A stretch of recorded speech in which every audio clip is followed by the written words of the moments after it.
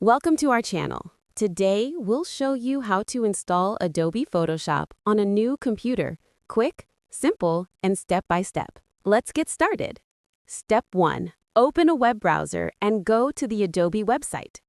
Step 2. Sign in with your Adobe ID or create a new account if you don't have one.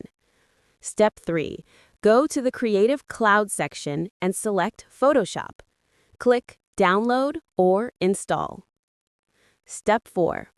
Once the Creative Cloud app is downloaded, open it and follow the on-screen instructions to install Photoshop. Step 5. After installation, launch Photoshop and sign in with your Adobe account to activate it. That's it. Adobe Photoshop is now ready to use on your new computer. If you found this video helpful, don't forget to like the video and subscribe to our channel for more quick tech tutorials.